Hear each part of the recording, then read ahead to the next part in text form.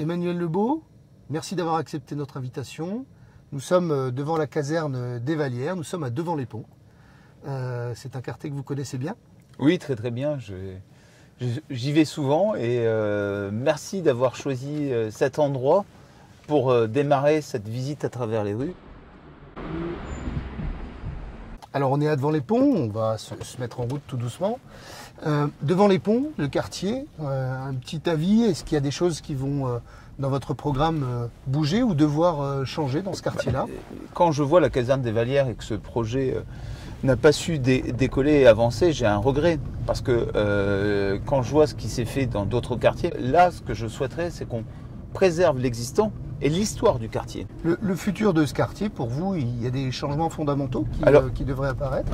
Aujourd'hui, c'est un quartier où la population va doucement évoluer, puisque c'est un quartier où l'âge de la population est assez élevé. Et donc, au fur et à mesure, il va se régénérer et se renouveler. Et je pense qu'aujourd'hui, la grosse problématique de ce quartier, c'est qu'il est devant les ponts, comme on dit, et qu'il est loin, est à la fois proche de la ville.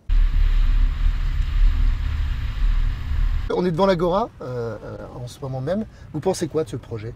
Je pense que c'est une belle réussite. C'est une belle réussite. C'est une belle réussite. Quand je vois la population qui fréquente l'Agora, je suis vraiment, je suis heureux. On est toujours dans Mince-Nord. Dans ce quartier, il y a quand même, probablement comme dans tous, mais peut-être un peu plus des problèmes de pauvreté, peut-être des problèmes d'habitat. Comment on gère ça et comment on améliore cette pauvreté et l'habitat? Aujourd'hui, il va falloir prendre soin des Messines et Messins. Et c'est-à-dire que pour moi, la commune doit être la deuxième famille. C'est-à-dire que la deuxième famille, elle est là pour aider. Quand quelqu'un tombe, on l'aide à se relever. C'est le budget social de la ville. Oui, mais je pense réellement. C'est-à-dire que je pense fondamentalement que la ville de Metz, tous les Messines et Messins peuvent bien vivre et bien vivre de leur travail. On peut arriver à créer des richesses suffisantes pour que tous les habitants puissent vivre correctement. Votre projet pour Metz-Nord, est-ce qu'il y a un grand projet pour Metz-Nord avec une vision claire de ce que vous allez faire? Une vision très claire, c'est la rénovation de l'habitat social. Il faut absolument agir. C'est-à-dire qu'au lieu d'avoir cette fuite en avant pour faire plaisir à quelques promoteurs peu scrupuleux qui font couler le béton à outrance, je pense qu'on doit d'abord maintenant agir en priorité à la rénovation de l'existant. On ne peut pas laisser des familles vivre au milieu des rats et des cafards. Moi, j'ai vécu pendant 30 ans à Borny, 5 ans à Bellecroix. Je sais ce que c'est de vivre dans l'habitat dégradé. On arrive sur Blida. Blida qui est un projet lui aussi emblématique du dernier mandat de Dominique Gros et puis de ce qui s'est passé au niveau de French Tech. Qu'est-ce que vous pensez de ce... Je pense qu'ils ont réussi à faire vivre quelque chose que personne ne pensait qui pourrait fonctionner. Et j'ai un projet, aujourd'hui on a l'école des Beaux-Arts qui est isolée sur l'esplanade. Oui, il y a un projet immobilier qui va se faire, qui est déjà décidé, avec une capacité de sortir de nombreux milliers de mètres carrés. Et je souhaiterais adjoindre l'école des Beaux-Arts et également toutes les formations d'art plastique pour en faire un pôle réel de la création.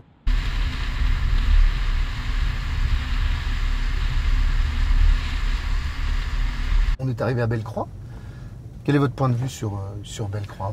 Sur Bellecroix, là on est juste à côté du centre commercial, la verrue de Bellecroix, depuis 2000. Ça fait maintenant 20 ans. Ouais. À chaque élection, tous les candidats, la main sur le cœur, déclarent que ce centre commercial sera détruit. Donc ce que je ferai, moi, je le ferai disparaître. Les personnes âgées à Metz, c'est un sujet? Oui, il y a plusieurs éléments. Il y a les seniors, le 4e et le 5e âge. Oui. Donc les personnes âgées, ça devient de plus en plus vaste. Et il faut permettre en fonction des tranches de vie, quand on est senior, quand on rentre dans le 4e âge et dans le 5e âge, il faut arriver à proposer et d'accompagner les Messines et Messins. Ce que je souhaite, c'est qu'on puisse vivre et bien vivre tout au long de sa vie à Metz. On arrive maintenant à Vallières, Vallières-les-Bordes, Ah, je connais bien. autre quartier messin. On est presque dans le village en fait. Oui. C'est très village, on va s'approcher d'ailleurs du lavoir. Qu'est-ce que vous pensez de ce quartier Alors, et il votre y a point de quand même vue un quartier où, ben, si on prend la personne qui a les points d'apport volontaire, je veux juste dire, Ouais. elle les a juste devant chez elle, Ouais. et c'est complètement insupportable pour elle. C'est-à-dire qu'on se rend bien compte là, pour cette personne, là, on le voit là, On les voit. là On les voit c'est juste à juste côté. devant ses carreaux, et elle m'a écrit, elle m'a demandé, mais comment ils sont venus l'implanter sans lui demander quoi que ce soit. Un jour, il a vu la Mais pelleteuse. qu'il lui demande ou pas, je suppose que cette personne n'aurait pas de toute façon accepté. C'est le problème d'une not in my backyard, c'est-à-dire je veux bien, mais pas devant ou derrière chez moi, mais il faut bien les mettre quelque part. Oui, Il y a mais une vraie logique. imaginez, Frédéric, que ça soit devant chez vous et que ben, vous soyez propriétaire. Vous auriez adoré? Parce que je peux vous assurer que ça génère. Mais il y a un paradoxe, puisqu'il ne faut pas les éloigner des personnes et en même temps, il ne faut pas leur mettre sous le nez. Puisque sinon, ça les oblige à se déplacer, c'est plus compliqué. Et quand Mais on c'est leur pour met ça sous que le nez, c'est pas pour bon. ça Donc que comment on fait c'est pour ça que je propose de faire un service spécial pour les personnes, pour les seniors. Mais pour les Des autres, actes il faut de- bien positionner. Oui, mais alors, c'est pas là, vous voyez, vous avez le point d'apport volontaire, et comme vous avez dit, vous avez le lavoir, qui est le Oui, point, le lavoir le qui est point juste à côté. historique. Historique. On aurait pu trouver ça un peu mieux comme lieu d'implantation du point d'apport volontaire. Je pense que celui qui a dessiné et décidé ce lieu-là, je pense qu'il ne connaît pas bien Vallières. Voilà, je dis juste ce que je pense, hein. Après, je suis d'accord que certains peuvent trouver ça très new age et très avantageux. J'ai pas En tous les cas, d'avis. tous les habitants de Vallières trouvent ça pas vraiment à leur goût.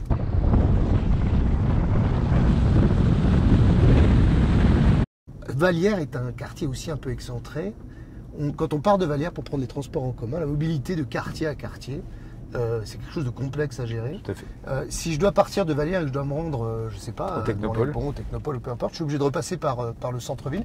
Vous avez une idée pour ça? Vous avez un point à votre programme pour la mobilité dans les quartiers, pour éviter qu'en fait, finalement, les gens qui sont dans ces quartiers soient contraints de prendre leur voiture dès lors qu'on est sur un déplacement qui ne ramène pas vers la centrale. Alors, premier élément, le plan de déplacement vélo.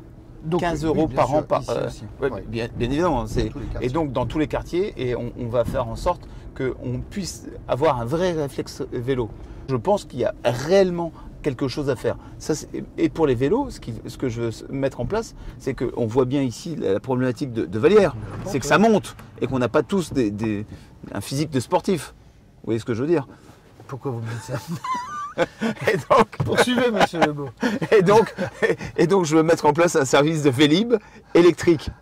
Ouais, d'accord. Donc, qui permettra, quand on a des montées assez inclinées, comme celle-ci, Ouais, comme celle-ci, des pentes, ouais. elle est dure. Et donc, je pense qu'avec des vélos avec assistance électrique, ça permettra au plus grand nombre de pouvoir faire du vélo. On va se diriger vers le cœur de Borny, connu à l'époque pour être un peu chaud, on va dire, qui s'est peut-être un peu calmé. Vous allez peut-être nous en parler. Ce quartier a quand même profondément changé de visage. Tout à fait. Est-ce que c'est un bien? Est-ce que bah, c'était bénéfique? Est-ce que vous avez approuvé cette politique de la ville? C'est un quartier politique de la ville. Hein, Tout à fait. Et ce qui a complètement transformé, c'est avec l'ANRU, l'Agence nationale de rénovation urbaine, quand on a fait sauter le fond de Borny, puisque Borny était un cul-de-sac avant. Et maintenant, ce n'est plus un cul-de-sac, puisque c'est un lieu de passage. Il y a des transversales sur lesquelles on peut aboutir à un pôle d'activité et on peut venir. On ne va pas dans le fond de Borny où c'est la fin du monde. C'est ça ce qui est très bien fait. Et je pense aujourd'hui, il faut dédensifier. Au milieu de cette aire, il y a la BAM, la boîte à musique, un projet assez emblématique de Dominique Gros et de son équipe et de son mandat. Vous en pensez quoi, vous, déjà rapidement de ce projet et finalement la culture en général dans le programme qui est le vôtre? Alors, premier élément, je pense que d'avoir mis cette BAM ici, je ne pense pas que ce soit l'élément le plus exceptionnel qu'ait fait Migros. Voilà, c'est un élément structurant, c'est là. On fera tout pour que. Elle est en parfait état. Tout le monde prédisait que ce serait une catastrophe. Oui, mais il y a une insertion qui est compliquée.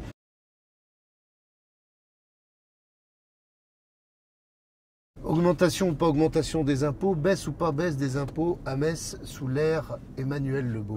Alors, vous me connaissez, vous savez que je suis très sourcilleux sur la problématique des impôts. La fiscalité contribue à l'attractivité de notre ville et de notre métropole. Il n'y aura aucune augmentation des taxes et des impôts. 2 mesures pour l'écologie d'Emmanuel Lebeau, l'écologie dans la ville sur laquelle le maire peut agir. 2 mesures clés, 2 mesures phares. Il faut changer les pratiques et les habitudes. C'est pourquoi, dès le 1er septembre 2020, les bus seront gratuits tous les week-ends et les jours fériés. Pour tout le monde. Pour tout le monde, quel que soit votre âge. Pourquoi cette mesure est intéressante? Premier élément, elle redonne du pouvoir d'achat aux familles. Deuxième élément, c'est qu'elle favorise à la conduite du changement en disant « je laisse ma voiture individuelle, je vais prendre le bus » de manière incitative et non punitive comme a fait le maire sortant où il a supprimé 5000 places de stationnement et il a augmenté le prix de stationnement de manière considérable. Troisième élément qui est important, c'est qu'elle est finançable.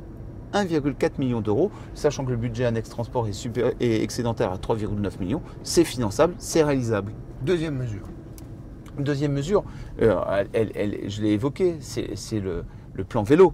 C'est le plan vélo. C'est le plan vélo. 15 euros par an et par habitant, c'est un budget assez considérable sur 6 ans, on va pouvoir habiter. Et deuxième élément, c'est que tous les projets de nouvelles ZAC comme celle-ci seront gelés sur les terres agraires. On gèlera les projets, on densifiera là où c'est très aéré. Et ici, on ne peut pas dire que c'est pas très aéré, hein, il n'y a qu'à voir, hein, parce que pour se déplacer sur le Technopole, hein, il faut minimum prendre le vélo ou la trottinette électrique. Hein. Très bien. Et la dernière mesure sur l'écologie, c'est que je pense qu'il est important également de développer dans les cantines les circuits courts. C'est pourquoi dans les cantines, les cantines seront 100% produits local. La sécurité à Metz, est-ce que c'est vraiment une ville où un coup de gorge, quoi, comme des fois on peut avoir la sensation dans certaines sorties de certaines personnes, ou est-ce que c'est carrément le calme plat le plus total comme certains disent que le maire actuel le prétend? Eh bien, la vérité, elle est entre les deux. Voilà. Et donc, à partir de là, il y a des problèmes qui sont localisés, des problèmes de sortie de discothèques et de bars le soir en centre-ville. C'est essentiellement ça pour vous? Il y a déjà, et puis il y a des quartiers où il va falloir mettre des îlotiers. Pour chaque quartier, il y aura 2 îlotiers minimum dans les quartiers pour faire ce qui est un peu préventif, ouais, hein, et aussi dissuasif. Ça veut dire recruter quand même? Non, parce qu'aujourd'hui, on a une police municipale qui compte 93 agents, oui, ce qui est assez important, très sincèrement, et je pense qu'on peut travailler à effectif constant. On arrive tout doucement à Magny. Oui. Magny qui vient la ville à la campagne. La ville à la campagne, tout à fait. On va aller voir les magnifiques. On va aller voir les magnifiques. Alors déjà un avis sur ce quartier, un projet sur ce quartier. C'est un quartier que je connais bien puisque ça fait depuis 20 ans que je fais du porte-à-porte. Et jusqu'à cette élection, quand vous alliez voir les habitants de Magny, ils vous disaient surtout ne faites rien. On est tellement bien. Ne faites surtout rien. Laissez notre cadre de vie. Il est tellement paisible, tellement on est heureux et bien. Et vous savez quoi, cette élection, j'ai repris mon bâton de pèlerin et j'étais frappé aux portes. J'ai fait mon porte-à-porte et aujourd'hui, c'est plus le cas. 12 ans de mandature du maire sortant et patatras. Plus de postes, suppression de la poste, suppression de la mairie annexe, des commerces qui se ferment et cette ville à la campagne, ce cadre de vie où on avait tout et cet espace a perdu un peu de son excellence de cadre de vie. Là, on est dans le bas du Sablon, côté Magny. Il y a de l'habité social, il y a du Logis Est, il y a du Metz Habitat Territoire. Le Sablon, votre point de vue sur le Sablon, que ce quartier, est-ce qu'il a besoin de changement? Est-ce qu'il a besoin d'être revu fondamentalement pardon. C'est quoi le plan Lebeau pour le Sablon, s'il y en a un? Le plan Lebeau pour le Sablon c'est le cœur de vie de la ville. Il faut en prendre soin.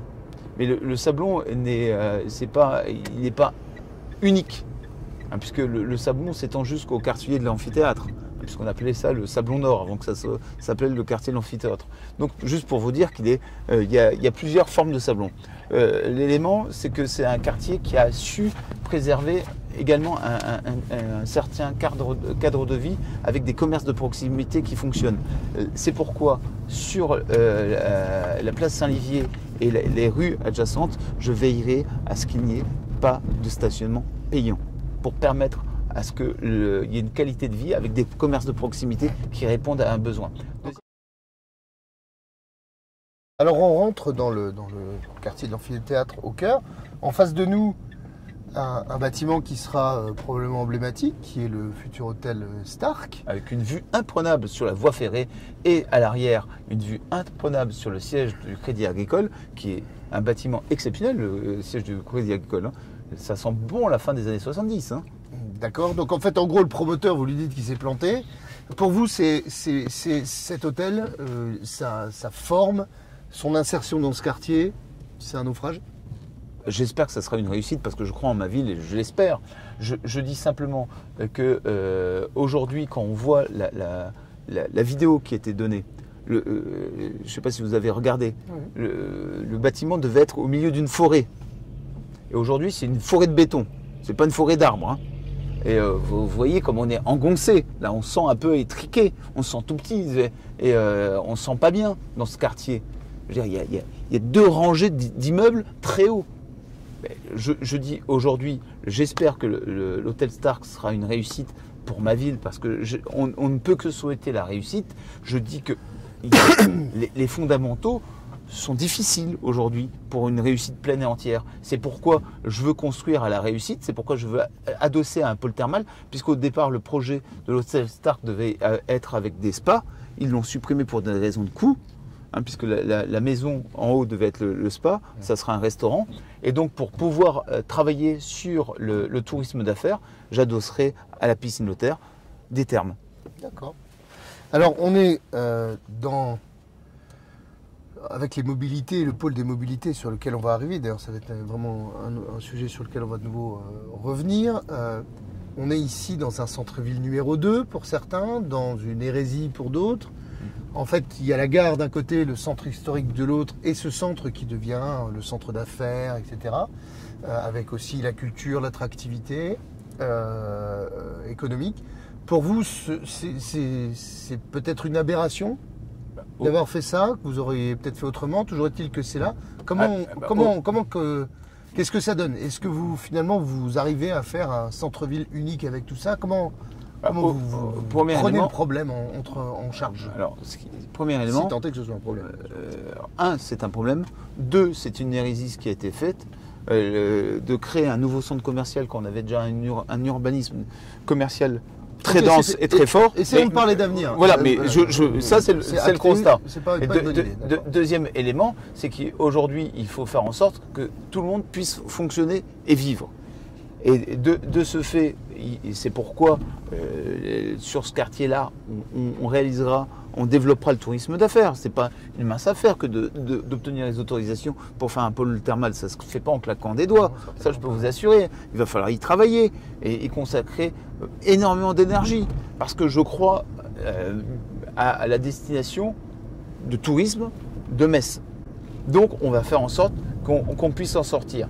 Et en amenant plus de congrès et d'affaires, on peut espérer qu'il y aura un équilibre. Ensuite, l'intégration globale du quartier de l'amphithéâtre avec le centre-ville historique, je pense qu'il y a quelque chose où quand vous arrivez en gare de Metz, vous sortez par la partie Sablon.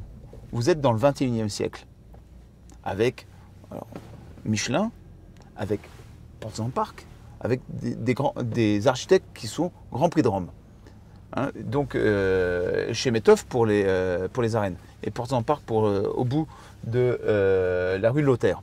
Donc il y a des architectes de renom. Et ensuite, on donnera l'envie d'être un passager de l'histoire. Parce que la spécificité de Metz, quand vous traversez les rues, vous êtes un voyageur de l'histoire. Vous traversez les siècles. Vous avez l'époque Empire, avec Guillaume II. Vous arrivez sur la place Saint-Louis, vous êtes à l'époque médiévale.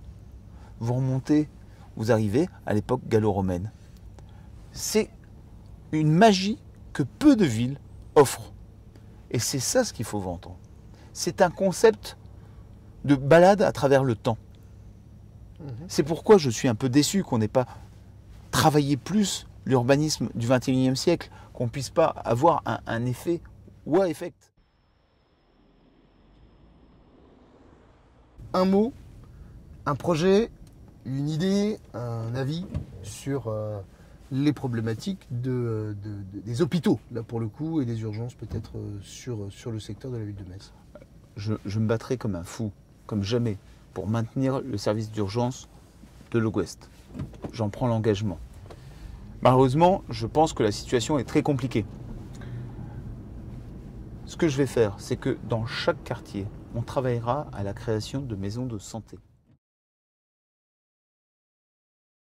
On arrive avec Pompidou qui va s'étaler en face de nous, le centre des congrès, Muse, ce nouveau quartier. On va parler rayonnement de la ville. Pompidou est devenu quelque part le nouveau symbole graphique de la ville, puisque à des Pompidou, il n'y en a pas partout en France. Alors que des cathédrales, finalement, qui étaient l'emblème précédent, on va dire, il y en a un peu plus.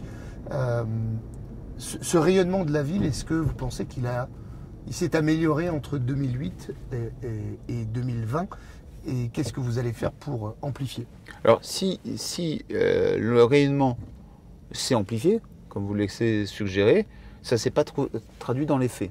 Parce qu'il y a un seul fait qui pourrait me montrer que le rayonnement a eu un effet positif, c'est l'évolution de la population. En 10 ans, la population a diminué de 8603 habitants. C'est-à-dire que c'est comme l'équivalent d'un quartier qu'on aurait rayé de Metz. Pour l'attractivité générale de la ville et retrouver des habitants, vous faites quoi? 1. Visibilité sur les impositions. Pas d'augmentation. Maîtrise de la dette. Ce qui veut dire quand vous maîtrisez la dette, vous maîtriserez vos impositions de demain. Troisième élément, on développe le tourisme d'affaires avec le pôle thermal, ce qui répond à une problématique. Quatrième élément, nous allons revenir maître de l'université avec une université de plein exercice.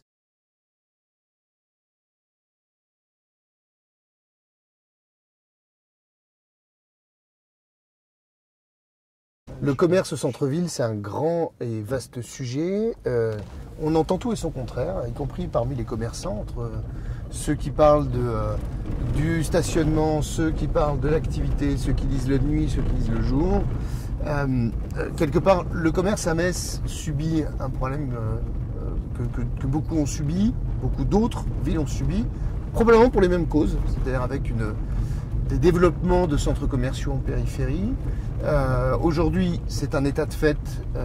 Voilà ce qu'il en est. Qu'est-ce que vous faites? Est-ce que vous accordez des nouveaux permis de s'installer en périphérie de la ville? Et comment vous faites pour soutenir le commerce? Bien évidemment, il y aura un gel immédiat de toute ZAC. Réel. Pas de création nouvelle. Il faut travailler sur l'existant, comme sur l'habitat. Premier élément. Deuxième élément, je travaillerai avec la Fédération des commerçants pour créer une marketplace Metz. Une note entre 0 et 10, globale, pour le mandat de Dominique Gros, le dernier en date. Le dernier en date. En dessous de la moyenne, 7. Donc sur 20, ça fait 7. Oui, voilà, et sur le premier mandat? 10. On est en face de cet hôtel de ville, bâtiment conséquent. Vous êtes prêt à... Vous avez la taille pour rentrer dans le Costa? Je crois que oui. Vous savez, il y a deux éléments. C'est un sacré truc quand même. Vous savez, il y a deux éléments. Quand je me regarde, je me dis, Et quand je me compare, je dis, j'ai aucun problème. On va partir du principe que ce sera le mot de la fin. Merci d'avoir accepté cette longue interview. Merci J'espère beaucoup. que l'exercice vous a plu et puis rendez-vous aux urnes. Félicitations pour les moyens techniques que vous avez mis, le travail en amont pour préparer cette émission, parce qu'on voit que c'est énormément travaillé, préparé et réfléchi. Merci pour le temps que vous m'avez consacré et de me permettre de m'exprimer. Vous contribuez à porter les valeurs de notre République et de démocratie. Félicitations à vous et à vos équipes. Merci Emmanuel Lebeau. Merci à vous.